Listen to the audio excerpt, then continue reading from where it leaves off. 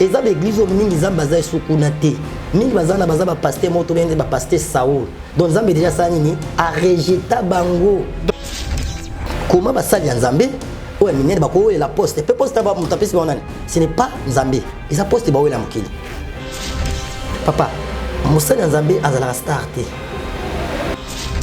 omoni bato nyonso bazala benga kala bambikudi ba magicien ba katière bato bazala talisa ba maboko na nzela po asakola est-ce que mona bango lisusu baza esute bango ba prophète bango yo lelo bakomi sikoyo ba prophète Nzambe talisinga ba biloko wana ba gens oyo ya Satan mingi o ba signer pacte na Satan Satan apesi bango mingi ba biloko wana po ba utiliser mingi za ba bague même so ba bague ba pierre noire ba pierre rouge ba biso apesi ba chaînette ya minene na ba croix na ba biloko zo ba sultan wana bazola te biso bazocha eza bon Nzambe te parce que bague nyonso eza na signification o azape fiancé a olata ao ya moni na ba roi na ta Bible bazo pesa bango bague za neti so na bango c'est-à-dire un roi signé papier il faut beta cacher na ya bague eza ki significatif ya moni lelo ba o ba kina ngambo Satan Satan pesi bango ba misusu ba bague ba pierre noire wana ba pierre rouge ba bango neti ba argent monsieur ba gourmet ba olata minene na ba croix na ba sultan donc mosala Nzambe nyonso ndi Nzambe pesa na message ozomona alati ba biloko wana c'est-à-dire azana molili Misuba comment changer même à nous il y a les balles à gauche, à droite. Tu as raison. On a raison. P à la tikoto. À la tikoto. Et ça pacte. Il y a un moment où bateau yo zolo baza l'église minene. Ba koti mingi ba 10 000 membres. Au somoni ba mingi lelo ba koti mingi na matérialiste. Ba koyi ba matérialiste.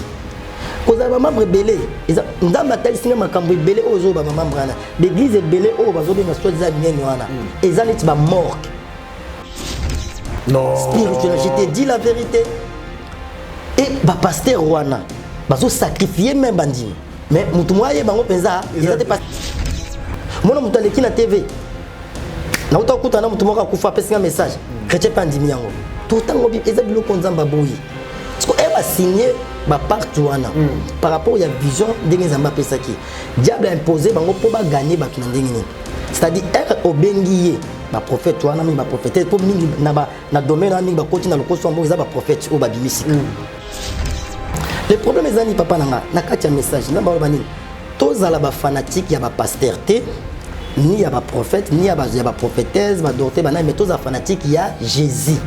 Mais lelo ce n'est plus le cas. Beaucoup de fanatiques, il y a des pasteurs.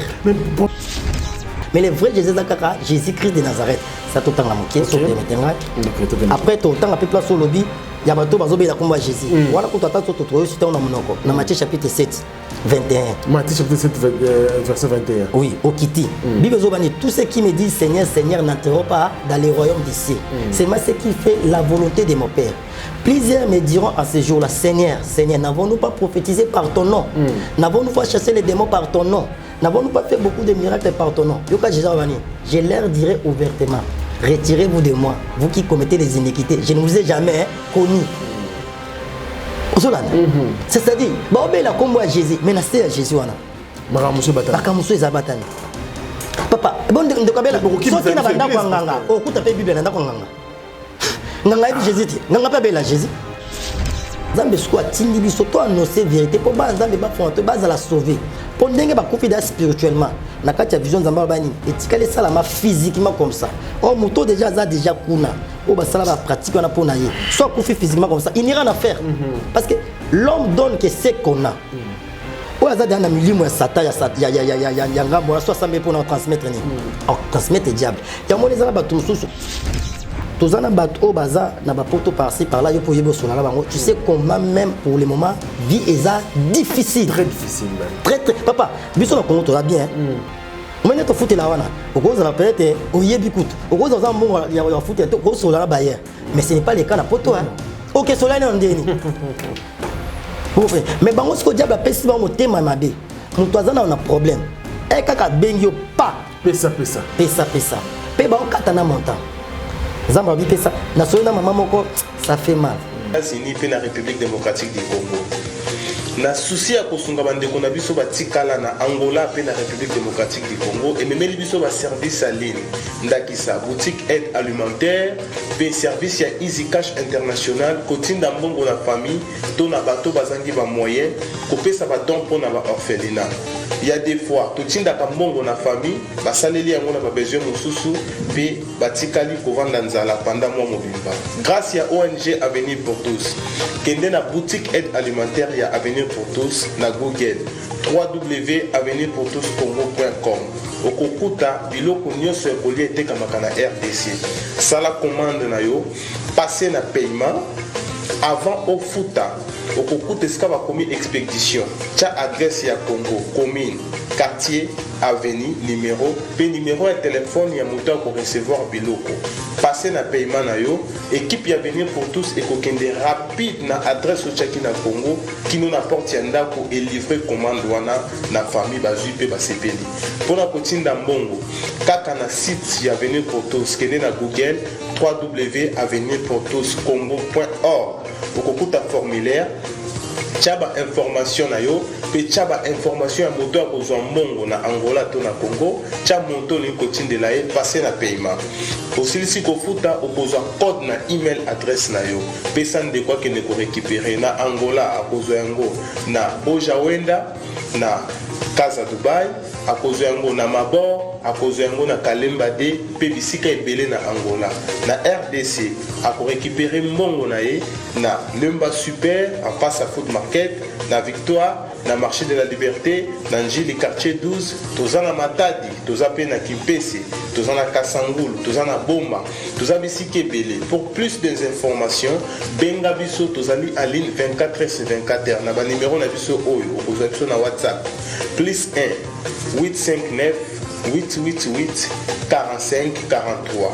Benga biso à tout moment tokoyamba yo toko assister yo pour que osala commande na yo to otinda mbongo na Angola to na RDC na pete nyonso. Avenir pour tous, solution ya mabota na biso. Cabinet HD Conseil.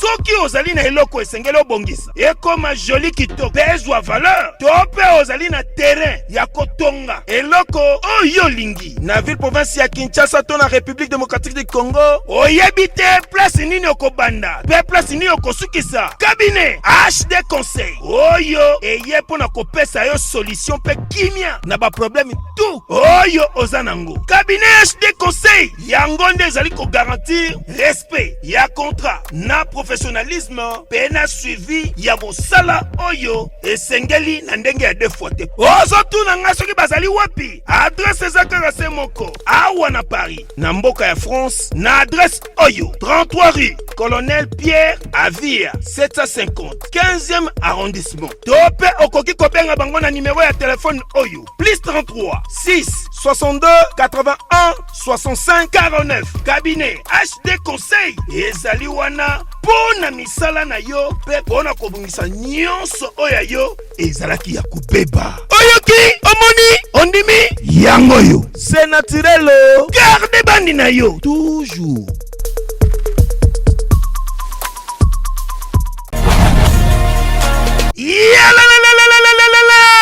Changement de fréquence, changement d'adresse chez Djonga. Bolela kitro oh esika ya bino moko ezali te boyeba ke Djonga azuli bino solution azu esika ya ye moko akofandisa idéologie esika oyo bakongole tout bakobanda koya kokutana na ndenge ya defuate chez Djonga de. Chez Djonga de awa bokokuta biloko nyonso bolingaka ya kotumba lokola ntaba ya kitoko pe elengi, soso ya kotumba, ngulu ya kotumba, poaso ya kotumba. Esengeli koyeba ke chez Djonga de bafongolaka kobanda mokolo ya mardi ti dimanche. Awa nde sika ambiance ezali kolala, adresse eza kaka se moko. Chez Djonga de weekend boza deja ya kosepela po awa ambiance elalaka awa na ndenge ya defuate. Chaque vendredi vendredi bobanda kozwa Suzuki Luzubu 4x4 yende muta kosepelisa bino na ndenge ya kosakana te oza kulia oza komela oza kopina pe chaque samedi ekobanda kozala nde CNN Alligator na ba artiste mosusu bakobanda kosepelisa bino na makinu ya defwa te na bakunga ya kosakana te et puis chaque dimanche sombele suka ya bisanga nde bokozwa les grands chanteurs Emile alias de Mingongo yende muta konde ko palola awa boko sentir betue ba ou différence yena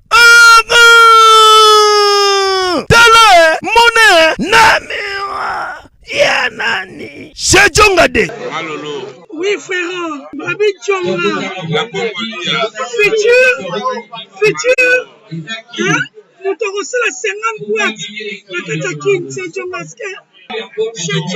soki olingo sala ba réservation obengi na ba numéro oyo pe bakoservir yo joli kitoko Shejonga de yango nde moboko ya ambiance na kati ya Paris c'est naturel soit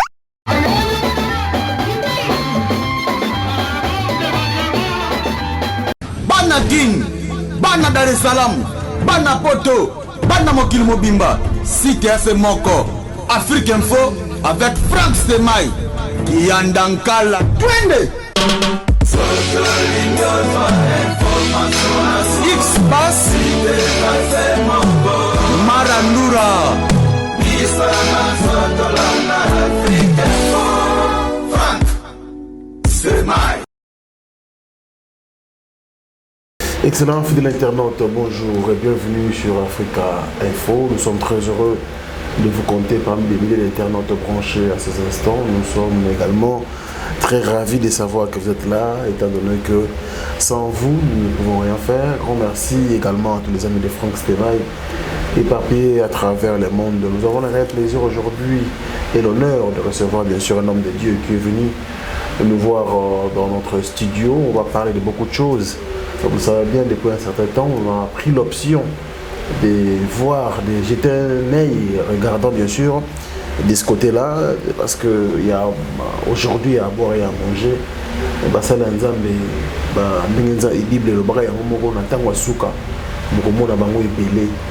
mais bon, il y a plutôt et aujourd'hui,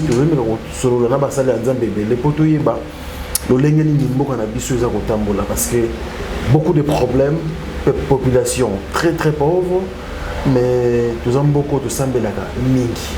Est-ce que prière n'a besoin de est-ce que tout ça bien ou bien tout allez mal géré par nos pasteurs?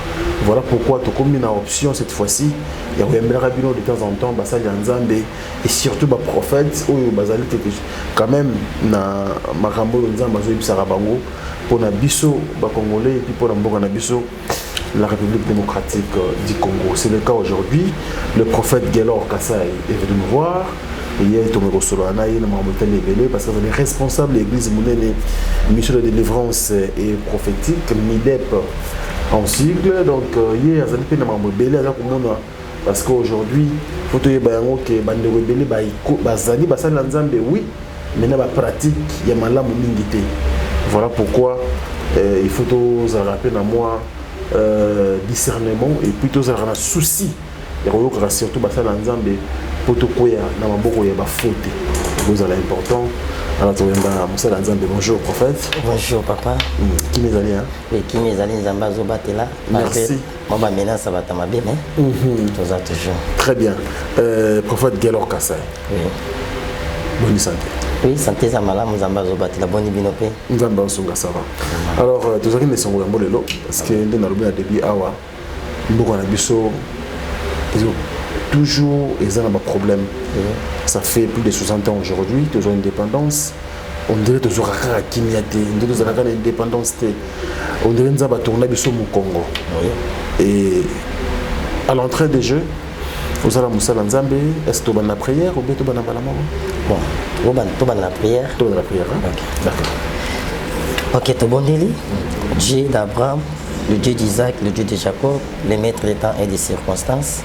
La Bible dit dans toutes les circonstances, nous devons rendre grâce à toi, nous te rendons grâce, nous te disons merci et nous recommandons ces beaux moments entre tes mains, sois avec nous du début jusqu'à la fin, dans le nom puissant de Jésus-Christ de Nazareth, je suis prié. Amen. Amen. Prophète. Oui, papa. Mboka na biso na est. Oui, il y a une éruption, il y a un volcan, il y a un Nyiragongo, et Salamaki, il y a peu tremblement de terre même, et ça qui provoqué.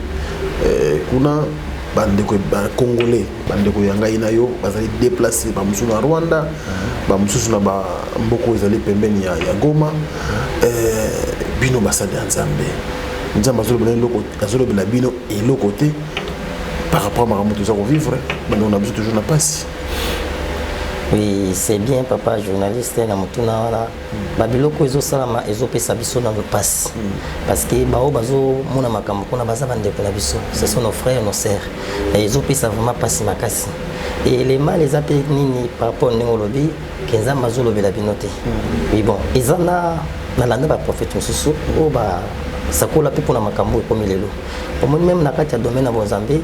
Et tokoza tous abiso basala nzambe nzamba ko pona mutu mususu aya lobeli pour la nation mususu aya lobeli pour la libota comprenez bon nga personnellement nzambe atikala o bisanga ba makambo wana teke na ta o ba volcan et kokoma ba ngo sabu atamala il faut être clair. Très bien. Mais na landi basala nzambe mususu ba prophète mususu ba peut-être ils a permis de citer na plateau et bah ça coule qui ont déjà bien avant et REO kokisama et ça accomplissement et j'ai béni aussi dit par rapport à accomplissement ya malobana mais na pamboli nzambe teke pona bande ko bazui problème ma bezani na mboka na biso nzamba ko lobela basala nzambe basakoli ba l'équipe na média ba lobby mais peut-être ba autorité na négliger na c'est qui n'est pas bien moi même en Israël à chaque fois nzamba za lobela na libota nae ba wa baza la souple pour na kokene pembi na ya basakoli pour bayiba ndenge mboka ezotambola on s'entend na 2 Chroniques chapitre 20 le verset 20 donc on a pas cette histoire ya bana Israël na ta on a roi Isaac le roi nanyo sikene nani da abengi bango ayebisi bango abi bo consulter basakoli donc autant c'est importance ya musakoli na kati ya mboka abi toki tozoki na bitumba oyo to se confie na Nzambi pour Nzamba pesa biso makasi mais à ce qui concerne récite to consulter basakoli pourquoi parce que basakoli baza bato bazoyo ka Nzambi bazoyo ko différencier ta na basine ozolanda donc baye ko consulter basakoli musakoli ko yebisa bango ainsi dit l'Éternel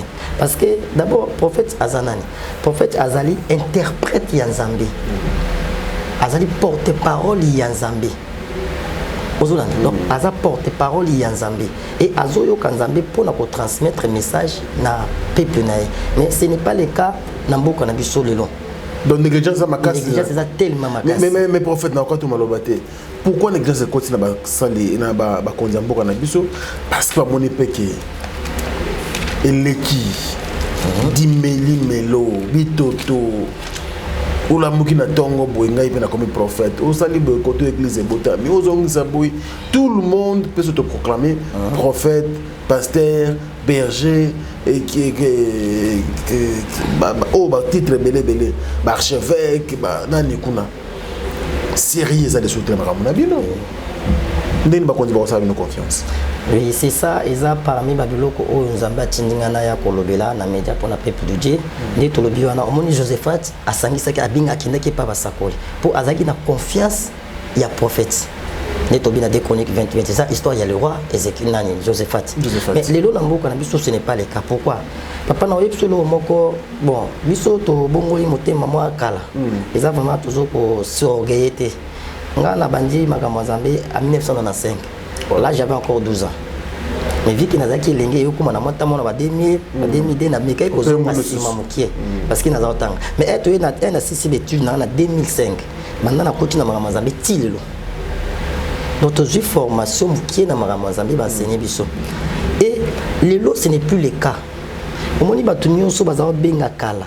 Bambikudi ba magicien ba katière ba to bazo talisa ba maboko na nzela po asakola est-ce que mona bango lisusu baza esute bango ba prophète bango yo lelo ba komisi koyo ba prophète ba koti na kati ya ba église en réalité baza bango te baza ba to ba lou raviser ba yo kota pona ko dépouiller peuple de Dieu yango moni tellement na mboka bon nga nazo ko condamner vraiment ba autorité te Pe nazoko pesa bango pe raison vraiment pété parce que à chaque fois quand on parle de mauvais c'est que ba vrai pe bazali pour ba lobela eloko eza mabe pirate c'est-à-dire original il faut ezala c'est-à-dire malgré mingi mais ya mabe bazali mais ya malamu atamoko kasi na konga malamu azate azali mais vu que na autorité ba moni ke mboka ekomi na désordre na bato ba benga basakoli moi ba ki reconsidérer bango lisusu ezate ce que Josephat akendaki aksangisa libota ba ki reconsidérer basakoli parce qu'il y avait du sérieux mais le eza bongoté le komi ezala pa biso to okuta bango au moni peut-être après un mois deuxième mois écoutez beaucoup comme prophète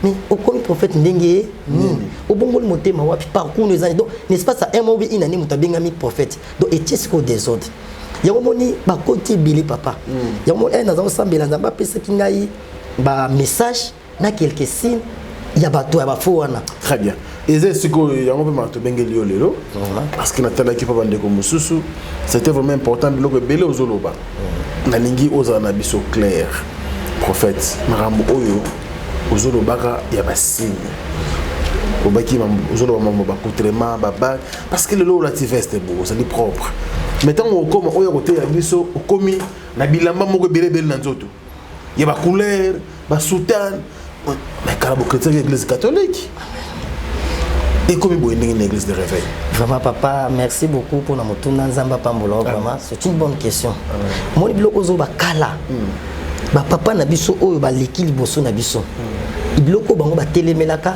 lelo bango ba sanini ba koti na kati ya biloko wana ba telemela ba prêtre pour na makamba ba soutani ba bak ba biloko wana yango moi na message tambana za osambela nzamba talisinga ba biloko wana ba gens oyo satan mingi o ba signer pacte na satan satan apesi bango mingi ba biloko wana pour ba utiliser mingi za ba bag même so ba bag ba pierre noire ba pierre rouge bamiso apesi ba chaînette ya minene na ba croix na ba biloko zo ba sultan wana bazola tamiso bazocha eza bon nzambete papa mosali nzambe azala star te omoni eloko nyonso mutazola ta nzoto ezaka na signification nango mondenge moné même toche micro c'est-à-dire mutola na yebiki micro batie pani po eloba nde tola ti montre yo la ti montre moto nyonso so moni montre bani montre za pas taille la air parce que même na bat oza marié est-ce que peut-être ngana to zota ko solamité mais na continue ni la ni na comprendre oza marié parce que na moni na bag donc c'est-à-dire et symboliser déjà oyoza parce que en dehors ya bag o solati bag mususu parce que bag nyonso eza na signification o azape fiancé a olata ao ya moni na ba roi na ta bible bazo pesa bango bag ils ont neti sona bango c'est-à-dire un roi signé papier il faut beta cacher na ya bag ezaki significatif ya moni lelo ba o ba kina ngambo satan satan pesa bango ba misusu ba bag ba pierre noire wana ba pierre rouge ba misusu neti ba argent misusu ba gourmet ba olata mine na ba croix na ba sultan donc mosala nzambe nyonso ndi nzamba pesa na message ozomona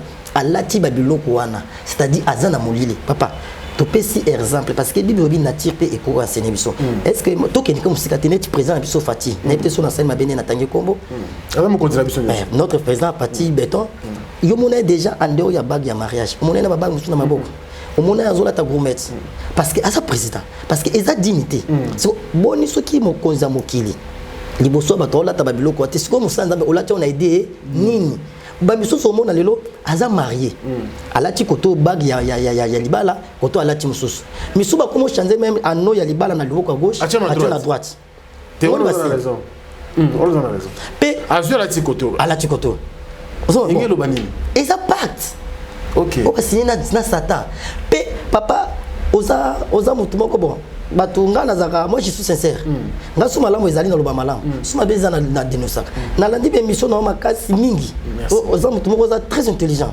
papa oyebi ko discerner zo landela zonga sima na message on na loba zo bato lelo ba komola ta ba bagwana ba sultani ba gourmet kala bazaola tangote basala nzambe wana oye minene wana mais tamu ki basani ni bakomi nango yango moni bakomi na kati ya confusion mutulobi azaki ministre et azaki pasteur ou prophète les lois comme évêque oh mutu robi dans un rang ministre oh qui était évêque ndeni parce que nous avons que 5 ministères les apôtres les prophètes ba docteurs ba évangélistes et ba pasteur parce que yo mutu comme dans un rang il y a prophète ou bien pasteur oh qui était sous nani ba évêque ndeni pe yango moni papa exemple loko eza clair biloko et comment ça la même na soni papa nanga même chez les prêtres au biso bango ba finga tout le monde en même chez les imams à musulmans comment ba ça na ba ko la poste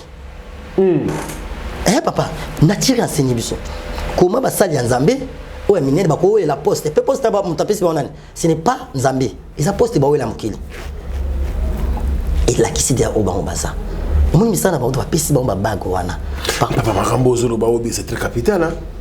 Et puis tokena do bilamba oyo wana lelo izala kula parce que il y a pas la différence entre l'église de réveil, il y a plus la différence entre l'église de réveil et l'église catholique parce que la vérité dans la catholique oui ba prêtre to yebike soka la lamba ya pembe boye messe nango ezali soka la lamba par exemple ya mauve noir c'est y a aussi la messe ya matanga tout ça mais ce qu'on l'église de réveil na culte normal au lati lamba moko tamsu ya mauve noir signification nango zo yebanate yango to papa ezaba biloko diable a pesi bango pe même so ba pesi bango au moda pasteur ou bien prophète ou bien apôtre moko azote en plein culte à la ti chapeau oh eza strictement interdit na Bible d'accord kala bazala kana ngote papa ezaba biloko ba pesi bango Bible et pekisi makambona oui aux assure prophète Bible pekisi nandeli to mona ba mso bazobela ba bible ba ya ba kufi Bible pekisi to comment na peut-être encore donc ezaba biloko yo ezana mosali nzambe moko te même na ngote na la non na cérémonie on va consacrer bana na église au comme ça ba pasteur est-ce que pour na consacrer mon il faut na la taka gourmet na ta chena tamna na bac bika sutra ndena la tibona ko consacrer mon ate cérémonie mo zate que yo timbre te bilamba wana ezate l'église on monitant otoza toza na temps il y a grâce toi na sacerdoce il y a Jésus-Christ babilo mususu esalamaka na ancienne alliance lorsque Moïse a établi Aaron sacrificateur à ça il a caillé robe OK mais toyé na mais c'est la Bible papa ou yango na bi na temps ya loi OK kala mais tant biso toza na temps ya grâce moi même bango bango la telelo baté biso évangile bongo te papa zonga si au moins la question tozo même 10 ans passé biloko on les a raté oui na ba 10 ans passé na temps na nouvelle alliance ils en apôtre mon côté au bible zolo baki alataki ba bague ya ba pierre noire wana alataki ba gourmet ba croix vous comprenez donc moni religion na biso christianisme eza moni ba catholique mais biso je suis aussi catholique na zaka pe servant ne to ko la to yebe da catholique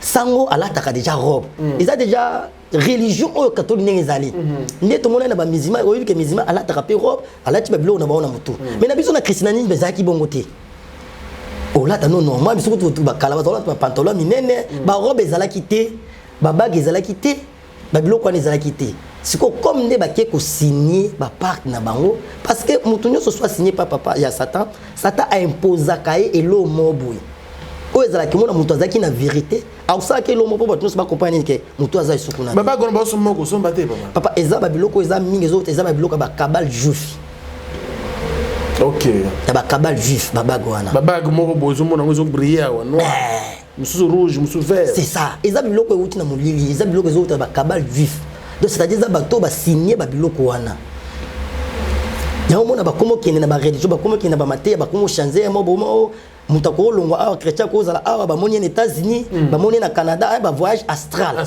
kala baté ya kangote ils interdit bien ce n'est pas bien eza biloko eza molili biloko na kala baté ya ngote eza bato ba signer na monde Satan c'est-à-dire Satan imposé bango loko na ba bimisa ya nimba lo ba ozo parce que comme eza jalousie ça là yo bango na église minene bazala bandimi belé peut-être on jalousie bango vraiment papa aux autres na ba mituna moko vraiment très très important papa ce qui fait un homme de Dieu ce n'est pas avoir une grande église vous comprenez ou avoir beaucoup de membres ils les pas mbolité beaucoup de nzambe au moni nzambe mutu so ko za na 1000 membres mais à préparer bon pour en faire mutu so ko za na 10 membres mais à préparer bon pour na paradis nzambe atala kana no mutukite nzambe atala qualité yango moni bato yo zolo ba za église minene bakoti mingi ba 10000 membres osomoni bango mingi lelo bakoti mingi na matérialiste bakoyi ba matérialiste koza ba membre belé eza ndamba talisinga makambo belé ozo ba membre na l'église belé o bazo benga soit za minene wana eza neti ba morgue Non. Spirituellement, je te dis la vérité. Et pasteur Rwana, bazo sacrifier même bandit. Mais mutumoye bango penza, parce qu'il y a beaucoup de gens. Baleke belé. Baleke belé. Bazo sacrifier même ba vie à battre. Parce que sacrifice nous sommes toi signé par Satan et c'est toujours makila. Ngana yebi cérémonie mo salama en église mo na lemba. Ya munene. Na l'an 2002, l'an 2008 na l'an 2009 na inauguration nango. Ba kuna mutu ya tabali boso église wana. Et pendant qu'on priait, nous avons pourquoi bakunda, c'est-à-dire mutu tabali pour là, nombre de bakusunde bimara, nombre de batu basanini, ba oya église, c'est-à-dire pour na ko tirer batu. Et ça l'église au mingi zambaza sukunate. Mingi bazana baza ba pasteur moto ben ba pasteur Saoul. Donc zambe déjà sanini a rejeté bango. Donc pasteur tel que soit cérémonie ou azo sala na église na ye. Il faut être normal lokola mutu nyos. Oui. Mais tu écoutes dans l'église, il te fait lokola yo pasteur. C'est ça on a dit. Et on dit cérémonie to bi na christianisme na catholique no to bi. Sango sozo prêter mais mutu nyos aye bazana nini ala ta sultan. Et yeba na bongo. Mais la pasteur yeba na bongo te. Et changer d'après. Changer mbala moko. Si ko ba changer pour na nini. C'est que soit toujours biso na catholique ou soit ce n'est pas pourquoi ba critiquer ba sango. Au moins confusion. De confusion. Satan zui bango. Ya omoni nzambe atalisi na kati ya message na ba pratique na bango. Surtout mingi ya ba prophète to loba. Ba biloko esalami na ba prophète de 2015 ti 2021 oh. 600% ba to nyonso ba yena makama nzambe. 99 baza ba prophète na ba prophétesse. Yo ka mutabimi le ministère na pasteur, évangéliste, baza pourquoi? Niveau C. Prophète, pourquoi? Parce que diable a tellement risé. Bible les enfants de ténèbres sont plus intelligents que les enfants de la lumière. Diable a dit que batu balingi mingi prophétie na miracle. Donc on a fait dans Nzambe, la prophétie ne sauve jamais. Non plus les miracles. Na prophète papa. Ceux qui ont prophétisé sont ambassadeurs grâce à prophétiser. Mais on ne bâtit pas une église par la prophétie. Nous toko bâti vie na yo par la prophétie. Bible bien assez conseille la prophétie. Prophétie écolique. Miracle écolique. Mais la parole reste éternellement. Il faut que les chrétiens ya béré na acte pour chapitre 18. Makamno so Paul azai côté ya bon sani. Bazo koma po ba kine ko vérifier na chrétien est-ce que ça vrai. Mais les chrétiens bon bazai sauter. Mona mutaleki na TV. Na utakuta na mtu moka kufa pesa un message. Chrétien pandimi yango. Tout tango bi eza biloko nzamba boyi. Parce que eba signé ba partout wana par rapport à la vision ndenge nzamba pesa ki. Diable a imposé bango po ba gagner ba tuna ndenge ni. C'est-à-dire obengiye ba prophète wana mingi ba prophète pour mingi na domaine na mingi ba koti na lokoso mbo za ba prophète o ba bimisika pour ba papa wana ba ba biloko wana bango bazali na ba église bango za et comme passe pour mona ba réseaux sociaux pour ba benga bango non ba vendre ça déjà mais ce que bazana ba depth na bango o bango ba bimisa ozolanda o bango ba bimisa bango bazana si ne ba ba soki mona soso atoni na nzo c'est-à-dire maman na zana si ce que bato ba bimi diable a epsi bango pour ba gagner batundeni au moins soko bengiye pour assembler la peau na yo et le bosso génie tindela ngai photo na yo tindela nga photo na yo to ya mwana na o lingi ba assembler la peau na yo to ya mobile na yo to ya ndeko na yo deuxième ezani tindela nga identité complet papa est-ce que Zambi pour assaler la yo il faut ka kotinda photo na yo Et bien, le montre répéter les prophètes. C'est la réalité d'aujourd'hui. Hein? Oui. Oh, mais pourquoi? Et ça, Satan. Oui, mais pourquoi? Moi, je vais expliquer. Moi, je vais sur les réseaux sociaux. Je vais sur les réseaux sociaux. Je vais sur la page. Je vais photo. Je vais sur la mabe. Et ça passe pour nous. Parce que les années malédiction, ça cause. Ils ont sans cause parce que nous avons la volonté de éviter. Mais oh, yo moko pesinga. C'est ça le message. C'est-à-dire, elle a 5 photos. Soit il y a yo, soit il y a mobile, soit il y a moi. Elle a pessier. C'est-à-dire, c'est un omiteki. Bazo ba photo wana. Bazo qui est directement dans le monde des ténèbres. Na identité, papa. Pour attaquer, pour tout ça, pour aux autres, il faut qu'on puisse une identité. La Bible bloque on est salama wapi. Et puis nous avons bien qu'on les kabiso parce qu'on nous pas le faux pesa comme on a. Donc exemple benga allo allo prophète gelo allo papa nanga na poso sambela ponanga oh non ngai so papa pesa nga identité na photo à quoi sert pour to yebeni déjà obenga déjà il faut na sambela moko mais diable il faut bazo ba identité wana na ba photo ba kina na monde mulele na kati ya vision na ko mona nzamba la singa deka Il y avait côté moko bat bazaki ebele. Côté musu bat bazaki mukie. Côté bat bazaki ebele, nzamba otasa nager ba âge de 20 ans à 55 ans. Bazaki ebele mona batukito comme bazaki kokonda konda. Bakangi bango ba chaîne. Il plairait là. Côté musu bat bazaki mukie, bazaki a bonne santé bazo jouer. Nzamba otasa au monde tous les deux côtés. Na tunza mais pourquoi? Parce que moni bat oyo bazaki kokonda ebele. Eza bato oyo ba soi-disant wana. Ba pasteur balata ba bag, ba chaînette, ba gourmet, ba chapeau, ba zambala, na ba prophète ba senga bango ba identité, ba photo ba pesa, c'est-à-dire spirituellement ba kanga déjà ba âme na bango. Donc ba se livra déjà bango moko. Donc ba zani tiki bato mo ba passer déjà na lié à tourment muki mais physiquement à en vie. Mais parce que tout ça a deux sortes de morts. Oh, il faut pas. Tout ça a un coup spirituel, na physique. Oh, c'est la spiritualité qui domine le physique. Ceux qui m'ont dit qu'ils ont un c'est-à-dire spirituellement, ils ont fait des avant. Il y a un monde qui est en décembre.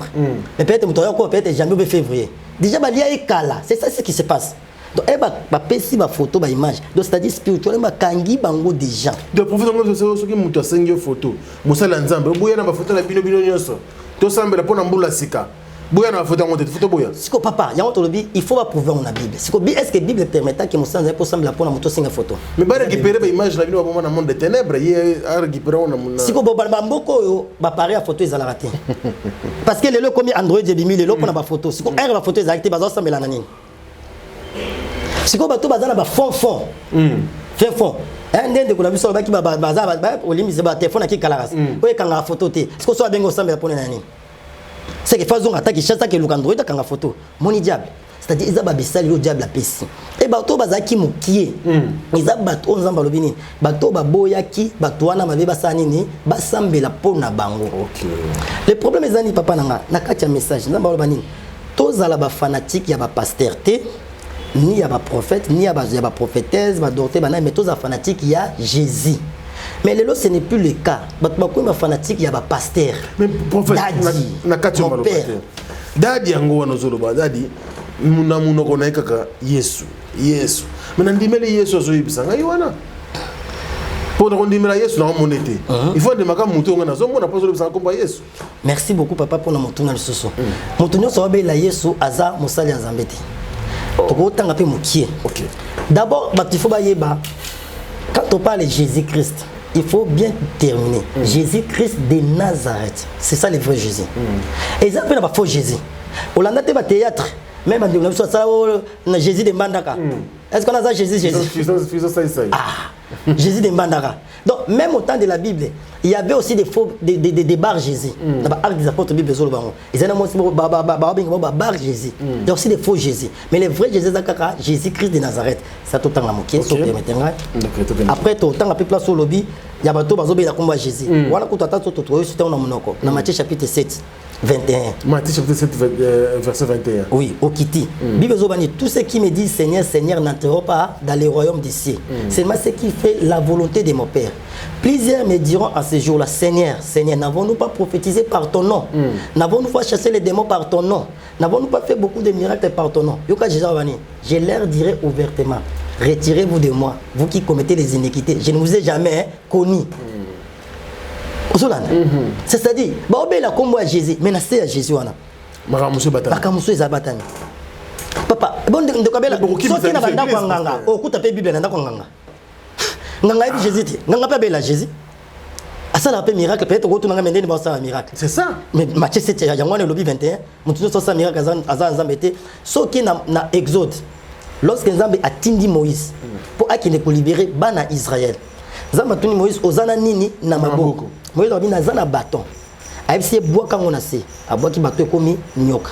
Aïe simba on a mukila. A simba zo esani. Ils ont dit bâton. Elle a quel bosso ya pharaon. Moïse a bois qui bâton et comme nyoka. Pharaon personne. A bois qui comme un peu nyoka. Pharaon zaki mon Nzambe. C'est magicien. Mais ça la des miracles. Mais il passe le miracle. Ah mais bâton peut comme un nyoka non. Mais à Moïse c'est nini. Il mêle yango. Donc diable va bien gaza imitateur. Il fait que imiter ce que Dieu fait. Donc muto Nzamba tindi aboka bâton na sé. Aboki comme il bon nyoka. Mais Pharaon peut n'entendre na aboki be bon nyoka. Mais Nzamba tindi était. Nzamba tindi était. Ala kiti pe Nzambo ya zala na ye. Banzamba babal de tolo banzamba zebe banzamba babal banzamba bastater bazali. Mais le vrai Dieu selon Exode chapitre 3 le verset 15. Lorsque Moïse a coutani na Nzambe, Nzamba tindi kinde ko libérer peuple na Égypte. Moïse a yebisi yeboy, abina okende. Mais ceux qui batuninga, Nzamba papa na biso atindi kombo na ye nani? Nzamba yebisi yebisa bango les dieux de vos ancêtres, les dieux d'Abraham, les dieux d'Isaac et les dieux de Jacob. Donc Nzambe azan les dieux d'Abraham, d'Isaac et de Jacob. Même si on appelle au nom de Dieu, quel Dieu? Nzamba balbaza. Dernièrement, nous avons sous sur l'année moi kalaba ne le kimingi. C'est quand ça me au nom de Dieu. Ce qu'on a sous kaza lo bagelo. Ce qu'on a za ko pete mo sous na tunye visa vina. Mais na yoka ko lo ba ko mo na suka. Mais prophète yo yebagate. Moi za Nzambe na biso tout au nom de Dieu mais na suka atangi kombo ya divinité o yazali. On va. Il y a un moment le vrai Jésus dans Acte chapitre 3. Lorsque Pierre na Jean bazokota na temple. Ba moni mutu moko azaki paralytique. La Bible dit ceci. Pierre et Jean montaient ensemble au temple à l'heure de la prière. C'était la 9e heure.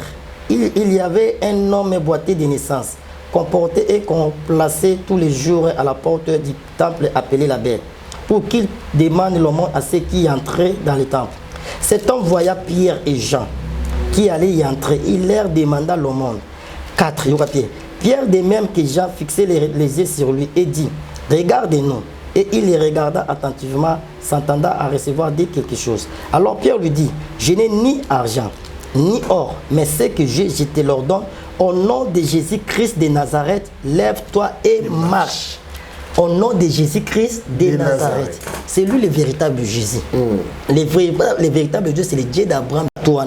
Objectif un message des années parce que selon Jean chapitre 3, le verset 16, la Bible dit Dieu a tant aimé les mondes, il a donné son Fils unique, afin que celui qui croit à lui ne périsse plus, mais il y ait la vie éternelle. Objectif à Jésus sur la terre, Aya qui pour nous sauver, nous tous qui nous étions les pécheurs. Il est venu pour nous sauver. Zamazara pour nous perdre. Comme à Monique et Jean, Satan a bimi, le diable sait qu'un jour il ira en affaire. À l'inisco a kende yé mon côté. Aza pour ça ça ni azwana batunaye.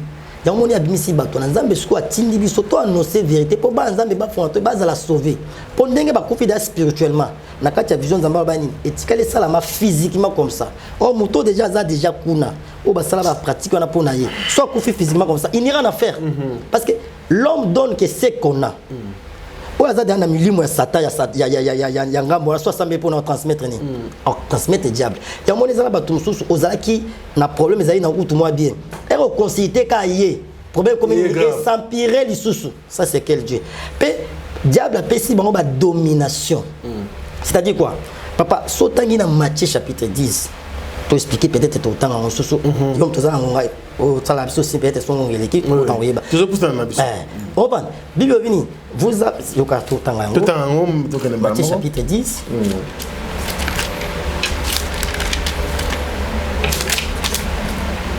là c'est badlo so diable apesi bango badlo ko bazo salela ba maloba Matthieu chapitre 10 le verset 7 à 9 la Bible dit ceci ah Jésus a opé sa mission à disciples abi allez prêchez dites le royaume des cieux est proche guérissez les malades ressuscitez les morts purifiez les lépreux chassez les démons vous avez reçu gratuitement et donné gratuitement c'est là où il y a un problème vous avez reçu l'évangile gratuitement.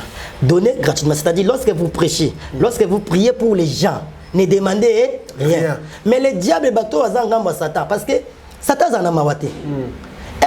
Papa, tous en bateau baza, n'a pas poto par-ci, par-là, tu sais comment même pour le moment, vie est difficile. Très difficile même. Très, très. Papa, biso na Congo, tu vas bien. On est au foot là wana. Au cause de la peut-être au yebikout. Au cause de ça bon il y a foot au cause sur la baillère. Mais ce n'est pas le cas na poto hein. OK cela n'est ndeni. Mais bango ce que diable a pesi ba motema mabe. Mutu azana on a problème. E kaka bengyo pa pesa. Pe ba okatana montant. Zamba bi pesa na soina mama moko ça fait mal. O prophète mo po sambela pona e a sengie $1,500. Ça il est prière. Ça il est prière. Donc c'est-à-dire Nzambe pona bana na ye ba créature na ye po asaile loko. Donc c'est-à-dire Nzamba comment te que la biso ba biloko o asala pona biso. Mutazana problème à maladie. Ah, totangi avec Nanyo, boîte au harmonie Pierre. Yécoute aussi ngane ba Pierre. C'est-à-dire, on l'écoute ma fidèle ba yé pas na biso to pe sa solution. Bango wana diable a pèse le roi na ba dépouiller peuple de Dieu. Mutaobe là à 5 parce que son mutaobe la pète à salaté. Ana difficulté. Parce que yo 5 mots pas zongo. Wapi. Ba au moni bato nyoso. Oyo pona nzamba ifina na bisabana nzambe ba landa biso. O po sambela pona yo. O nzamba lo pesanga $1000. Pesanga $2000. Pesanga $300, pesanga $100, et ça biblique, ce sont les agents du diable. Nulle part ailleurs, même pendant la scène alliance, une nouvelle alliance, que mon salaire ensemble moi qui n'a ensemble la pona moto, avant ensemble la pona à 5 montant. C'est ça. Donc baza bagent à Satan. Au monde. Donc ba pratique na bango ngona pour ensemble la pona mbon. So pour le beau zala ngote nzamba ni. A web so soit sani ni kinde ko defa. Papa ça c'est quel Dieu. Donc ba toi na babilemo yo lo tuna ki mo babilemo. So mo mutaza na kacha babiloko wana. Bango baye au terme le qu'on verset biblique prophète il y a pas de problème mais comme ça sonné surtout moni ba signe bilamba wana ba bague ba pratique ko senga ba mbongo à tout moment donc to bima na église wana nécessairement la Bible dit vous connaîtrez la vérité et la vérité vous affranchira. Et la Bible dit aussi dans leur détresse ils crièrent à l'Éternel, l'Éternel a voir la parole et la parole les a délivrés. Donc c'est-à-dire au moni même la temps ya Bible à chaque fois les botans dans Zambie ils ont kindi pour nakobunga Zambie azali ko susciter ata mutu moko pour aya ko nose na pepe na bazonga na zela to mona on a Élie na ba prophète Abal na 1 Roi chapitre 17 on va ba prophète Abal bazaka ebele Élie était seul donc c'est-à-dire Israël ba komaki ko kende na ngambu ya prophète ya Abal Élie a bimiza batindi à 5 semaines jusqu'à quand beaucoup s'accrocher dans tous les deux côtés. Si c'est Baal qui était Dieu, bon qui n'est pas Baal. Ceux qui n'ont pas besoin de pas Zambie. Pour ce qu'on prouve Baal ça que Baal a qui n'est Zambie a sauté Zambie a Zambie à Élie et c'est un salle hôtel. Baal ma prophète Baal ba salle hôtel ba timbe ka ba beli Baal a répondre te. Il y a salle ya beli Zambie Zambie répondre. Vous comprenez? C'est-à-dire ezale tinata o ba bimi et belé. Papa Moni babiloko nous sommes maintenant menacés pe haïr pour l'enseignement parce que mingi ba olinga ngote. Parce que pourquoi? Mingi bakoti papa ngana bongo moté ma kalatila plus de 16 ans dans les réseaux sociaux. Mais son à l'équipe parce que nzambe ndi mtatindinga. Ah ouais. Comprenez? Donc bazo senga batu bambongo bazo kata ba monta. Pe diable pesi ba domination. C'est-à-dire era yebisio pesa 1000. Sans esprit faible surtout sur les paroles il faut ça au pesa. Neti mususu azana Canada epsinga muninga nana prophète mo senga ki $2000 tellement prophète abanjo ta insistance. Abanjo pesa ba bisoko sakani so pesité au monde nzambe nanga okuta nayo. Au kufa de la comme menace. Menace. Pe motaka bana basi babanga banga. Parce que tellement mona ki menace taka za pe na problème non. Muninga ne pa atuni muninga na bino pour na problème za tesani. Pesa ya pour bloquer. Admis mon apisi. Christian. Pe bazona elo moya nini ya kobangisa. Dieu m'a dit que tu vas mourir. Sopo ku faté sani. Tinda mbongo cercle to sambela poto longola liwa. Ou bien tinda mbongo to somba liwa. Makambo yo ba onde ni makambo sa to ba osala. Papa metoza na molimo nzambe no. Siko banda ko vérifier makambo o nazoloba. Soki e salama to e sala e to ezo salamate. Non mais on t'appelle juste. Vous comprenez? Donc pesa mbongo to sambela pona yo. Tolong la molima liwa. C'est que tu as un pamba ça. C'est que tu as un pamba ça le bidon. C'est-à-dire basomba liwa. Papa. Basomba liwa. Elle nzambe pas zimbongo wana. Nzambe pas zimbongo. Akabe atekeli liwa. Liwa bateka ngo wapi? Bango moko batu wana na ba famille na bango batu ba kufa. Christ. Ba na soma na ba famille na bango non. Parce que poni ba soma bango te. Ba soma ya batu mususu. Vous comprenez? Mais trop kende wapi prophète na mozo mona. Yango moni nzamba tindi biso to lobana bana nzambe. Babi manakati ya ba sentiment. Papa omoni amna yo, ameza plus très très important pour les cagnosos. Donc on pour na amna il faut sauver amna yo. Yango moni nzamba bini bazala ba fanatique ya ba pasteur te. Très bien. Tous la ba fanatique ya ba pasteur te mais tous la fanatique ya nani ya Jésus. Vous comprenez? Nde ekozala malam. Awe soni. Albi okokufa. Pour yo bangi automatiquement ça ni. Ayebso po okupo yo tunaye. Po okufa te na sala ni. O Nzamba lobi. Nzamba lobi tinda mbongo. To somba. To somba serke na badra. To somba serke na badra. Pour na okufa te. Vous comprenez? Oh, eza biblique te. Ezana mutu moko te na Bible pour basambela pour na ye façon maman asomba liwa on parle et la Bible qui te ce sont les agents du diable ce que bana nzambe fo sani babima na kati ya batu wana na tanga yango OK pour na compréhension parce que makambo toloba il faut to pouvoir na Bible bien sûr pour bango ba yani okokufa pour kufa c'est ça nini pesa mo to somba liwa tellement batu babanga liwa ça nini surtout bana basi aolenga pesa mo on na nini pesa bana nzambe liwa za destin ya mutu nyonso olingo lingate au finir tout temps on a des rois amen na 2 Rois chapitre 20 verset 1er à 5 la kamaliwa la Bible dit à ce temps-là Ézéchias fut malade à la mort. Le prophète Ésaïe fils d'Amos vint auprès de lui et lui dit ainsi par l'Éternel donne tes ordres à ta maison car tu vas mourir et tu ne vivras plus. Ézéchias tourna son visage contre les murs et fit cette prière à l'Éternel. Ô Éternel, souviens-toi que j'ai marché devant ta face avec fidélité et intégrité de cœur et que j'ai fait ce qui est bien à tes yeux. Et Ézéchias répandit d'abondantes larmes. Ésaïe, qui était sorti, n'était pas encore dans la cour du millier lorsque la parole de l'Éternel lui fit adresser en ces termes. Retourne, dis à Ézéchias, chef de mon peuple, le Dieu de David ton père, j'ai entendu ta prière, j'ai vu tes larmes, voici, je te guérirai. Le 3e jour, tu monteras à la maison de l'Éternel. J'ajouterai à tes jours 15 ans de plus. Ézéchias Sazaki, Azobela. Malade Ézéchias Singasani, Ememe Naliwa. Nzamba ki kolobela prophète. Quand est le prophète ou alelo. Qui n'est pas Ézéchias Asanini akokufa. Esaïe a qui totangi noir cibla. Esaïe a sengi Ézéchias mbon. Non. A pesi message. A quel message. Yango lelo no mona batu zubo. Bon les gars la télé, on nzamba pesi un message.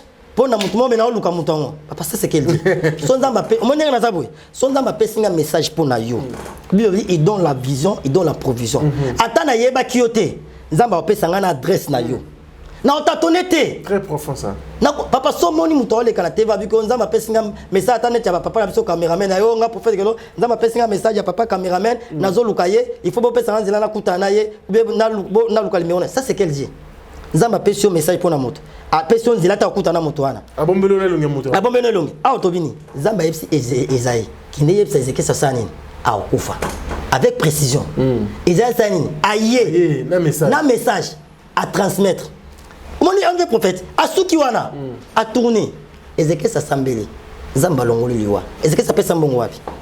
Très bien prophète. Siko bango bazo senga mbo po somba liwa siko yango nzamba lobi na tuna pe bango bala kisa biso abutiko batekaka liwa parce que bobo to bakufa sute mone tinga ata siko so be senga butiko plus mo bateka liwa OK so bana ata ngo defa papa mbongo no ke defa po bango basomba liwa bango mo ba famille ba bakufa mone batwana ce sont les agents du diable bana nzamba il faut bakeba bayebeli papa bazo dépouiller batu pour tant zamuke pour muto aza problème abota pesa mbongo wateke musolo bio nzamba bi pesa mbongo to soma mabota c'est des ana maternité bateka bana tezo sele mbongo wana pour maloba papa maloba eza wapi omoni même so wasenga mato pesa action de grâce c'est quoi d'abord l'action de grâce action de grâce omoni to zanga nayo lelo ozo sambela peut-être na pesa exam nzambe sunganga nazo lupango so zu lupango omoni ke loko senga nzambe sani ni ekokisami yo moko na volonté na yo obi non Eza n'est gratitude.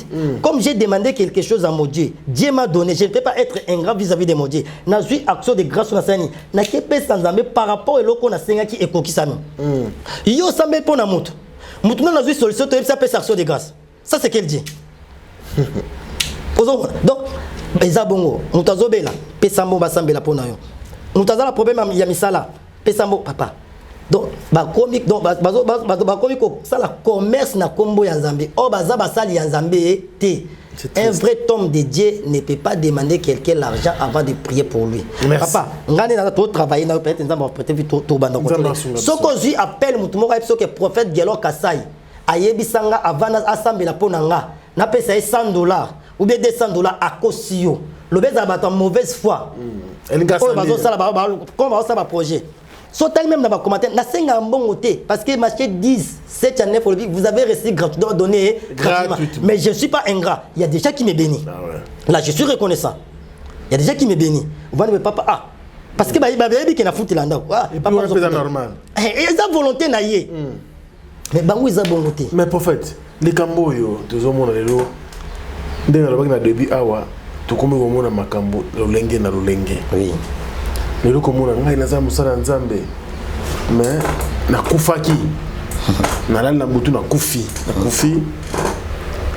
nakei lola nakei mpe lifelo nakoti na lifelo musicien tel ya mokili kacher tel mutu boye tel nalongo nakei lola angelo mozo emanga na loboko tokende mpe lola namoni papa ale moloto namoni papa boye namoni mutu boye ti na 6h buna sutuki na sutuka boye vision nzambe alakisi ngai bato wana esika bazali bamisia mokili baza kotali felo bamisia nzambe bakotoyo batindi ngai bamessage yango funa lekala baeglise nyonso ya kongo na témoigne yango ezali nzambe mpa kokomela motu na niveau wana ou bien ezali pa makambo oyo ozotelemela ozoqualifie onka lokola voyage astral. Oui, merci beaucoup papa pour na mutuna. Eza mutuna mo eza très important. Biloko wana na Bible eza strictement interdite. Banda na ancienne alliance. Na nouvelle alliance. Zambi aboya biloko wana. Trop kufa pe. En fait mutu akoza aza malade. Mais na sœur malade nzamba la kesi pe makambo. Oui, kola kisa makambo Dieu peut te montrer na vision. Mais kolobake asololi na bato bakufa. Bato na PC message aya koloba na mokili c'est faux et archi faux. To pesa quelques versets pour na ko gagner temps. Bana nzabe ba otanga yango mais biso to otanga tami balé pour prouver otozolo. Premier mukana na Deutéronome. Chapitre 18. Les versets 15 à 20. Deutéronome chapitre 18, les versets 10 à 15. 18, 10 à 15. 10 à 15. Deuxième mukana va Lévitique chapitre 20. Les versets 6 à 27. Au Ecclésiaste chapitre 9. Lévitique chapitre 20. Les versets 6 à 27. 6 à 27. Oui. Ok, après. Ecclésiaste chapitre 9. Les versets 5 à 6. Tout ça, maman, avec ça, peut autant à des versions. Chapitre 5. Chapitre 5 à 6. Pour moi, on a tout prouvé. Continuez à comprendre parce que Luc chapitre 16. Luc chapitre 16. Les versets 22 à 31. 22 à 31. Hébreux chapitre 9. Hébreux chapitre 9, le verset 28. Biso to tangana na Ecclésiaste peut to tangana na Luc verset 27. Biso to tangana na Ecclésiaste après to tangana na Luc. OK. Pour la meilleure compréhension hein papa. OK. Ecclésiaste chapitre 9, le verset 5 à 6. Par rapport à question tuninga que mututé la kufaki amoni papa le moloto aibse ke yebsa batuboy aibse ke ndeko yebsa batuboy. Papa, jusqu'à présent pour te expliquer bana Nzambe na lola batu babano kotate. OK. Na li félope batu bakotite. Pourquoi? Pour muta kota na lola. Ndi tout ça na lola toate. Batu basate. Tout temps on a. Na li félope comme tate. Mutasate. Oui, ba ko vakena wana. Nzamba pambola la question. Na banda place la question na. OK. Luc chapitre 22. Luc chapitre 16.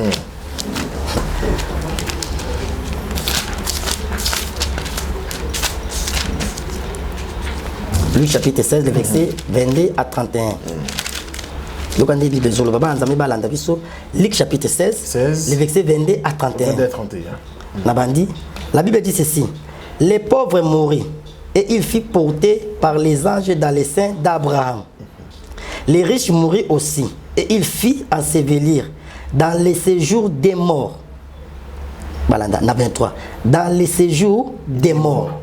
Et il leva les yeux, et tandis qu'il était en proie au tourment, il vit de loin Abraham et Lazare dans son sein.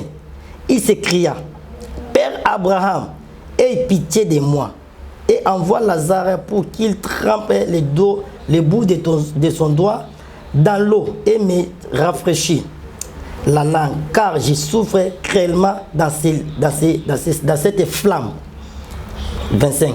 Abraham répondit, mon enfant, souviens-toi que tu étais bien reçu pendant ta vie et que Lazare a eu les mots pendant la sienne. Maintenant, il est ici consolé et toi, tu souffres. D'ailleurs, il y a entre nous et vous un grand abîme, afin que ceux qui voudraient passer d'ici vers vous ou de là vers nous ne puissent le faire. 27. Les riches disent, je t'ai pris donc, Père Abraham, envoie Lazare dans la maison de mon père, car j'ai 5 frères. C'est pour qu'il leur atteste ces choses, afin qu'ils ne viennent pas aussi dans ces lieux de tourments. 29. Abraham répondit, ils ont Moïse et les prophètes, comme nous sommes.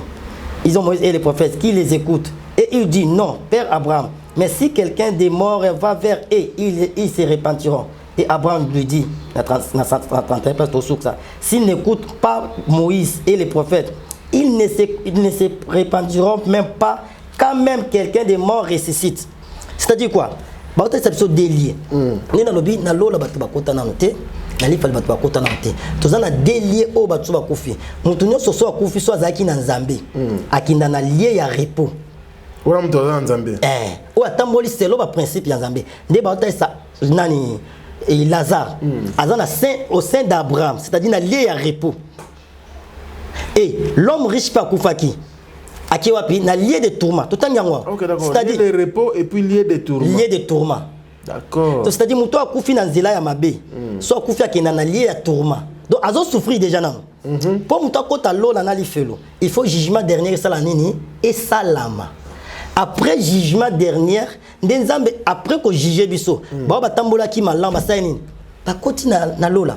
Ba batambola ba ba sa nini. Ba ken enfer. Bon, ceux qui ba lobby lelo. La vision lobby que moko lobby amoni papa le moloto, moko amoni ba misisa mokili. Ah, je l'entends mousser na balona. Na balifelo. Jusqu'à présent, l'église est encore sur la terre. Parce que biloko nyos ko jugement dernier sala misone, église est nettoiement. La résurrection de l'église. Parce que l'église est sur la terre. So église, il faut un nettoiement. Et l'église, le diable va descendre lui-même.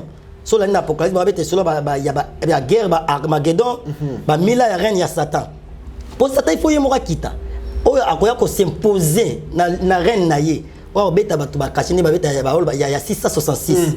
C'est après l'église qu'on mate.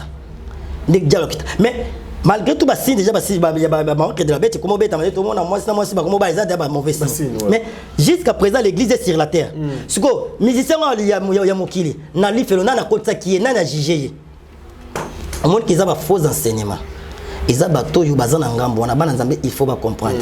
Pour si on comprend les places, on a dit que c'est très bien. Les riches, il y a tourment.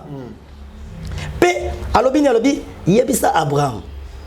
Yebsa Lazare azonga pour kufa déjà akende ko yebsa ba frère nga Lazare 5 frères ba ya place Nazare te po sote ba souffrir Abraham yebsa ni bazana Moïse bazana ba prophète basani ni bate ya bango, c'est-à-dire nzambe po adlobela yo na nzelo salama bi atinda mutu aza vivant omwende biso toza bolelo bon batu musubalim ça peut être mutu ko kasena nazo ko sorgueiller. Ce n'est pas ça. Mais lorsque le peuple dit papa, banazambe belé bazan égarément. Nzamba zumi to akufate, a utilisé kanga.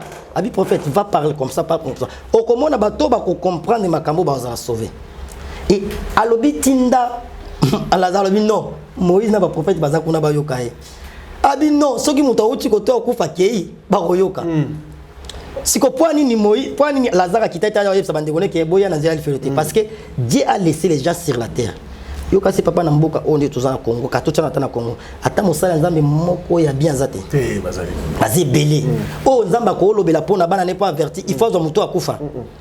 Pe yoka Moïse lobela bi attaque muto o akufa sekui. Ake ko yebsa ba sani ba yoka te. O même biloko toloba. Ezaba mususu ba ni mangote. Parce que diable akangi mayel na bango. Po muto akufa lobani. Moïse lobini. Abraham lobini, il faut sani ni, il faut c'est quoi. Donc, eza biblique, pour te citer, pardon, na Ecclésiaste 9, voilà, pour la meilleure compréhension. Ecclésiaste 9, verset 5 à 6. À 6. Peut-être que place n'est au cité. Ecclésiaste 9, 5 à 6. Yoka Bibi, par rapport à ma vivant, les vivants, années, savent qu'ils mourront, mais les morts ne savent rien. Il y a pour eux plus de salaire, puisque leur mémoire est oubliée. 6. Et leur amour, et leur haine, et leur envie ont déjà péri. ils n'auront plus jamais aucune part à ce qui s'est fait sous le soleil. Wow. D'abord, la mort, c'est quoi? Liwa ezali eza séparation ya âme na corps. D'accord. Donc c'est-à-dire ceux qui âme et se retirer na corps. Muta nini akufi. Ceux qui muta kufi et nini c'est fini pour naïe. Ndenge Ecclésiaste lobi nini. Biso bato toza en vie. Toyebi que un jour tosa nini to kufa. Mais bato ba kufa côté baza ba ebi eloko eleka côté. Bibo nini. Po mutu kwa sala mutu bolongo ifaza na bolingo. Bibo nini. Bolingo na bango se sali nini ekufi. Koina na bango se sali nini ekufi. Kwa envier oh peut-être naza na mutu kana na la mabo eza isouté. C'est-à-dire babini mais n'habite bon.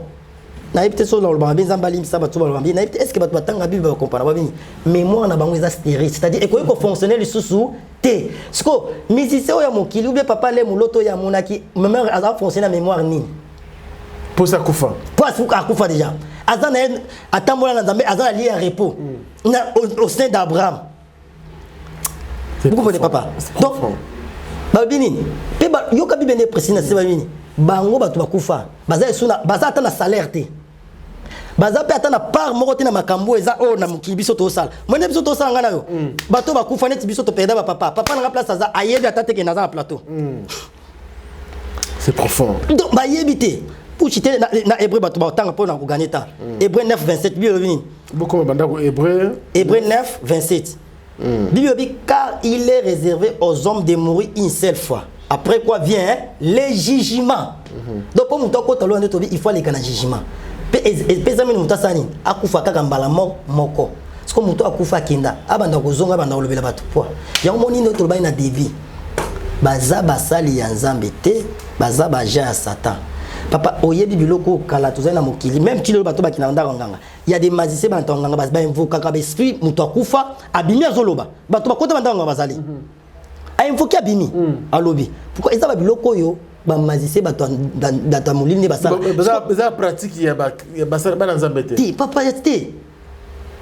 Papa est-ce que même yo to kena bo peut-être eza souhaité que to ko fela na famille. Eza peut data mutu moko ko fela na famille. Est-ce que atam komodo osambela pona mutu akufa?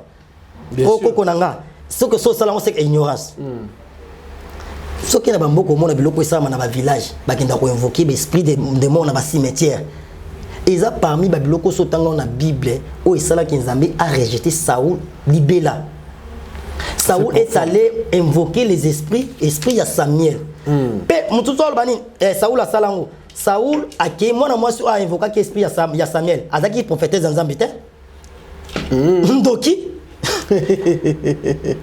Pe Saoul nde mutakindaki. Ezaki te ke Samuel abimi aya epsi Saoul abikende yebi sa peuple d'Israël de Genèse à l'Apocalypse. Ils ont un prophète mokoté, ils ont un sacrificateur mokoté o yakufa abimela bato baza envie abikende ko yebi sa bato boye ke ngai Eli ou bien nga Moïse ou bien nga Jérémie ndamba lobi boye et ça la maraté. On va ils ont pratique ils ont malamoté. Baza pe misusu balobini bon peut-être RKI batang watala mukanda na Matthieu chapitre 17 le verset 1er. O babi que Jésus a solola na Moïse na Eli na montagne ya transfiguration. Bible vini Jésus Matina Pierre na Jean na Jacques baki osambela. Pierre amoni na vision e ba kwe Anastas. Amoni Eli na Moïse pembe na Jésus. Yoka Pierre alobini. Abi il faut totongela totonga trois tentes. Moko ya Eli, moko ya Jésus, moko ya Moïse. Pe Bible vini yemo mi bosani. Opan. E Bible vini voix moko ekiti likolo. Nuye kiti elongoli Moïse na Eli. Jésus a tikali yemoko un jour ton pour le bas son ma vie. Pourquoi présence ya Eli na Moïse? Ce sont les deux témoins. Pe ba solo na ba Pierre te. Pe erba voix kiti bango ba disparaître Bible vini. Jésus a tikali yemoko. Les volobi, celui-ci est mon fils bien-aimé à qui j'ai mis toute mon affection. Écoutez-les. Pierre a solo na Moïse te. Moïse a tikala olobela Pierre te ke neko yebsa André. Na ba Philippe ba tikali ke bokuta inanga baki na famille nanga baki ngoloba. Ba loba ba solo na ba Moïse te. Amoni yango na vision. Ezande tozala boye na koza na osambela. Peut-être vision mo na bi nzamba yebsa papa na biso yo ba opesa mbongo peut-être dans 5 jours. Na moni yango vision. Est-ce que na solo na yo? Merci beaucoup, prophète. Vous savez, Mambozo est tellement capital et ça, ils ont mérité une mission. Vraiment, merci. Ils ont mérité toute une série d'émissions. nayebi bando bata zo contenter ngate parce que eza ba biloko yo to vivre nango na société na biso, to vivre nango na bandako na biso, to tolérer yango. De mes côtés, c'est moi je pense que c'est important utiliser pour que tout temps bon appel selon la volonté de Dieu. Mais la télé c'est le temps. Tant que des fois que les moussala mais émission officielle à nano à quel point nous retard nous sommes dans l'amba donc ça prend un peu moins chance attendre les bandeletines à souka après l'objet dans toute cette émission. Merci beaucoup pasteur, tu as des points. Prochainement, tu vas bander na oyo et puis tu continues à point mususu. Alors, bando batalo à travers le monde. Caméra na yango wana ezotala yo oko talango oko ibisa bana nzambe nyonso papa maté alelo sali mo résumé mo synthèse et après au PC biso ba contact na yo ba bando za vision coordonnées na yo pour na boy dérangement de cause la pena makasi donc ba yo ko contact ba continuer ma solo mususu au peut-être obeli awate. Alors message pour te la monter mano les anime. Vraiment merci sous papa pour la parole. Dernier message na ngana oyebisa na bana nzambe o ba olanda biso et Bible makamnyo so Bible loba et comme déjà ko salama. Donc comme que déjà vers na temps ya suka. Au Bible loba ki papa prophète ba obima. Bon tanga tsusu na 1 Jean chapitre 4 verset 1 tina 6. Au Bible zoloba ke l'antichrist au boyo kaka ye dia sanini apparaître. Et to komi na temps ya suka. Bokine bikina kinate, prenez le temps ya kotanga makomi na nzambe. Jésus revient bientôt. Jésus revient bientôt. Tout tika ba sentiment, ya ba pasteur, ba prophète, tous la ba fanatique ya Jésus. Mutu nyonso azo sambela pona yo. A $5,000. Yebisa approuvé na Bible, place ba $5,000. Soko tangi yango pesa ye. $300 pour bika. Approuvé na Bible. Mais kosemi maloba musala nzambe. Là c'est normal, c'est biblique. Volonté à moto. Moni mo lobini kosele. Mutu ye moko a touchame. Peut-être mon étoté ya beza ba tusu ba simbami. Pokata le ngala kutani même na mboka miso ba tusu ba semilanga mituko na senga bambongo te. L'homme de Dieu azana to yina ye. Oteyi mutu be baza minute alongoli contact a pesu. Pe aloteli ma po abima dana ndako abi na komi na porte na yoki ba bisa sani na pesa yo. Mutu so asimami aseli wana eza volonté ya mutu. Ndenge Bible lobi que chacun donne comme il a résolu dans son cœur, ni contrainte ni murmure. Abi bon te pona mutu asambeli pona nga okopia na nga $1. Volonté na ye. Omoni mabezani patron papa. Eza ba tusu ba ozanga pe makambo ebele. Yo 5 muta peso $500,000 peut-être nga peso de là. Satan moyibi. Donc to komi na temps suka. Am na eza très important. Tous les fanatiques à pasteur. Mutu nyonso yebi azana kati ya pratique wana. Tikaye. Sauver âme na yo. Et avant qu'on consulte Moussala Nzambe nyonso, ils ont la prophète, pasteur, prophétesse, nani. Même moi qui vous prêche, je dois ensemble dans Nzambe. Nzambe va convaincre yo mutu nini au se contacter na ye. Ko za na contact na Moussala Nzambe nyonso, te Dieu parle à ses enfants. Nzamba ko orienté akolo belo même na conviction Moussala Nzambe nini au ko za na contact. Donc bobati la ba âme na bino Jésus revient bientôt ba bimi tel mebele na ba miracle, ko landa miracle karte, ko landa prophétie, les diables aussi prophétisent. Tout le monde a un arc des apôtres, il y avait une femme, Suzanne, son bonne sanité. À mon avis, Paul, a prophétisé ma caméra solo. Mais Paul, comme il y a un discernement des esprits, ce qui est très important. Mais Paul, comme il a discernement, il a dit, donc c'est-à-dire tout ce qui prophétise, bah Nzambe. Donc ya ko ba na prophétiser papa yebi so pe mono lati pembe boy précision. Yo bani ça c'est Dieu, Nzambe te. Donc tout c'est plongé dans ma prophétie. Nzamba pambola bino nyonso o bolandi biso. Nzamba pambola papa na biso pona musala kitoko vraiment. Apambola pe ndeko na biso kuna na sima ya caméra. Apambola pe prophète Eli o ya accompagner ki ngai Nzamba pe sabino vraiment mikolebele. Bino pe o bolandi biso. Nzamba pambola bino. Soki omoni ke mateya oyo est touché yo. Koboma yango te partager on a bande comme sous ba s'abonner ba participer pe na bokonzi ya Nzambe partager yango ba s'abonner pour na kolanda makam auto to sala musala ya évangélisation pour na ko évangéliser peuple de Dieu na ba o bazala pour ça ba contacter prophète Gelor numéro na ngeza plus 243 85 41 59 230 plus 243 85 41 59 230. Quant à moi, et l'autre, de beaucoup prier aussi pour moi.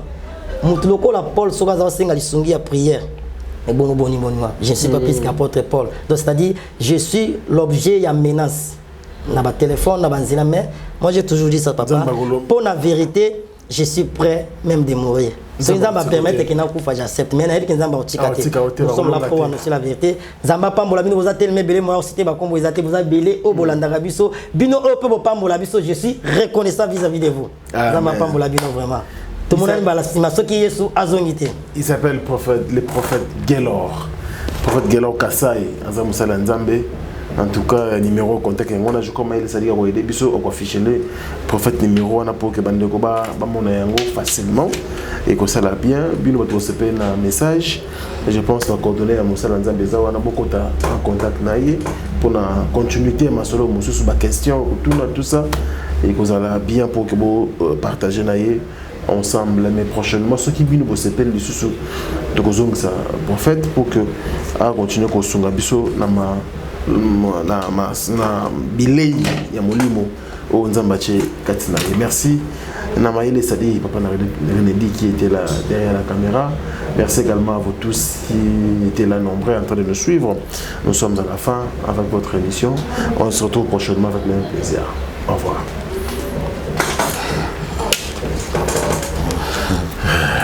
Merci beaucoup. Bana King, Bana Dar es Salaam, Bana Poto, Bana Mokil Mobimba, CTF Moko, Afrique Info avec Franck Semaï, Yandankala, Twende. X-Bass, Marandura.